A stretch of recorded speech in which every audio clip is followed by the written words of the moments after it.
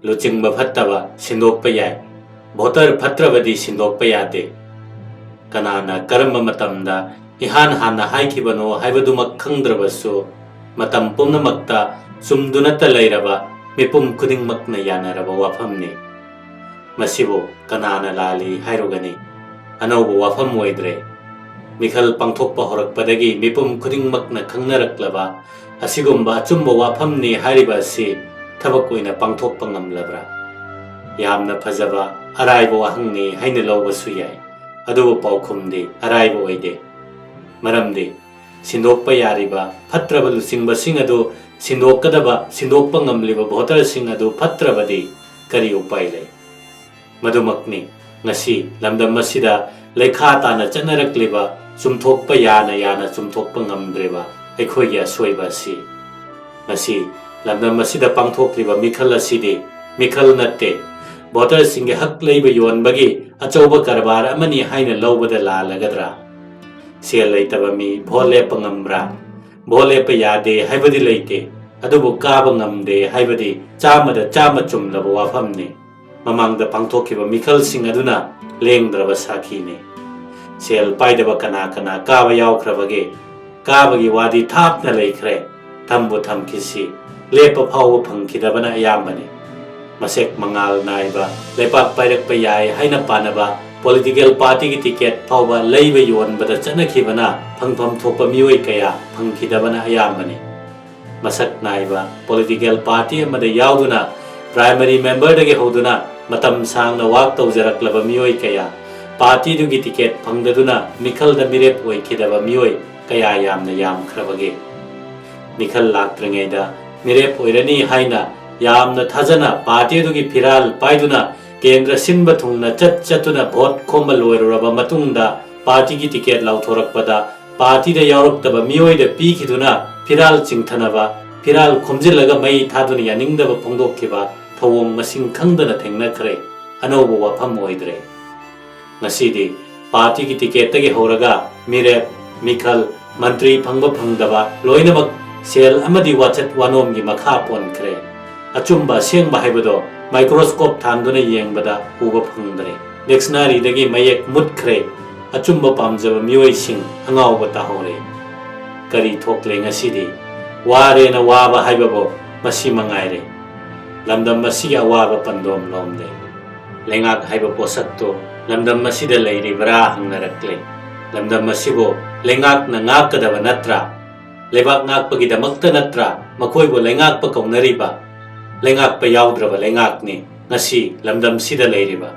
karibu tawribage lengak amagi mathau tawba ngamlebra bom langsimduna hatkiba ambush tawduna hatkiba asiba hangba chatpana lengak ki mathau oiri hospital da laikannariba sokpa hangba ex gracia lauthokpa layeng liba mioi singda sel gi mateng piba natana karibu tawribage handakta loikiba state ki mikhal singda BJP na mai pakhiba state singi wasak loba yauruba aduna lengakli mathau tawi haigadawribra Assam amasung West Bengal da BJP na chauna mai pakle sarkar semle wasak loba gi thauramda saruk yarore hoi pharene lamdam masida chahi ahum henjelaklaba hana sunariba changadriba sibu khamdokpiba ngamlabaso khamdokpinaba lakpiwa haijabada yabikhibra Kangla da pung ama mukki laklambadu natana hoi prime minister lakhi hai lenga ki remote pariba mathang khanba Amit ji su lakhi makhoi da natana atai BJP ki maruiba khongmi lanmi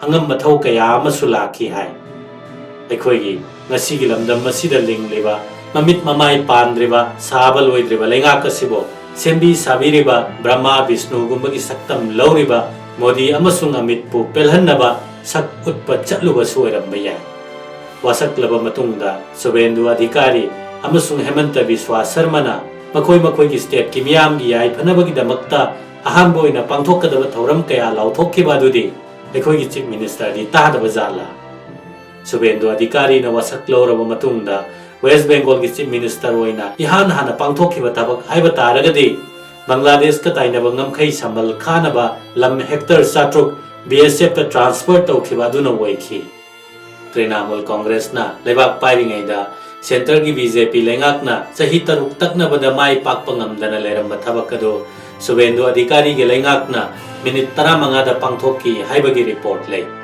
Loinana public place ta namaz toba thingba amadi dharma ga mari leinaba mafamdagi mic hauna khongliba du tokadabani haibasina anoba leingakki ahanba thabaksing oiki. Anoba chief minister oina wasak laukhre. Wasak laukhibagi ikan kanadana public place kanaknana leiba yuyonba dukan satret humbudragi license kakre thong lolhankre. Electric unit chani tha khudingi free da pinaba warep laukhre. Anti drugs task force semba amasung leingakki financial status ki white paper puthokani haina phongdokhre. Anoba leingak kama lakpada wasak hek lobaga miyamda kanaba pigadaba miyamna pamnagadaba anoba thabak khara pangthokani haina lauthokpagi chanabi ama matam kharagi mamangdagi chanarakli. Atopa party na pairambadagi nauna leingak mulakpa matamdana amukka hena asigumba thodok asi thokpasu thengnai. Competition ne mamangda palamba leingak adudagi anoba leingak aduna thabak hena tawgani haina uningbagini. Achawa wajaw ngangthoktuna bomna horaga poklaubina loisinkhibagum mana manel naikidabasu yaukidaba natte. Lamdam masidasu ikui kuidringai ki mamangda anoba leingak kama lakhi. February marida kemchana luchingba deputy CM ani yauba mioi mangana saba leingak kama wasak lokhibadu. Hojik phawadi makha tana chawthoktri. Modi amasung Amit Shahana khalakpa makhoigi khuchabi ngaktani.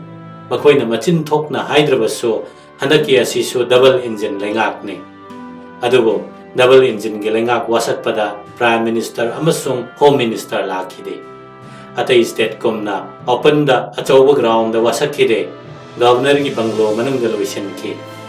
Yai karisu kaide mantri wasak loba kuding mak prime minister yaugadabani haibasu leite. Makhoigi apambagi makha ponmani lamdam masidabu kaidongna lakningani. Chahi ahum hena hana sunaduna lan nangliba lamdam masida muktang lakpiduna lan khambiwa haijabada lakpi khidraba aikhoi khaktana haijaba natana India ki tongan ba mafamdagi Manipur chatpinaba haiba phawbada manada hapkhidraba prime minister na leingak wasak lobagi damakta lakhigadra. Leingak adusu anoba nate makhoina remote pairiba mioi singi marakta sindok chinjin tawba khaktani. Phare prime minister laktrabasu home minister yaudrabasu makhoina pirakpa chief minister amadi phangle. Leibak asida chanabi oina state amagi leingak ama nauna wasakpada makhoina prajagi damakta pangthokadaba anoba thabak lauthokpagi chanabi amasu leirakle. Aikhoigi chief minister na wasaklaba matungda awat patana pik thalaba lamdam masigi kari pangthokani haina lauthokibage masak tokpa thabak amata lauthokhiba thengnade karigino. Lottery da phawga chief minister ni haina khibasu lei. Accidental chief minister ni haina khibasu yaukhe. Masana phammadu pairakani haiba khanghaudabana masak naiba pangthokke haina khanba thabak leikhidabara. Natraga pangthokningba thabakna thamoi thanna leirabasu Delhi gi ji singna yaba pirak loidra khanbana lauthokkhidabara. Natraga matam gi oina tawgadaba tawroidaba thabak Delhi ga angamba singna hairakani haina tharakpara. Asengbadudi aikhoina khangba ngamloi. Aikhoina khangba haibabu aikhoigi luchingba sing matik chadre haibasimadi chumle. Problem na yom laga hingleba khunai asida leingak tinataba makhoi mangana saba makhoina di leingak ni haijaba amana ngakle.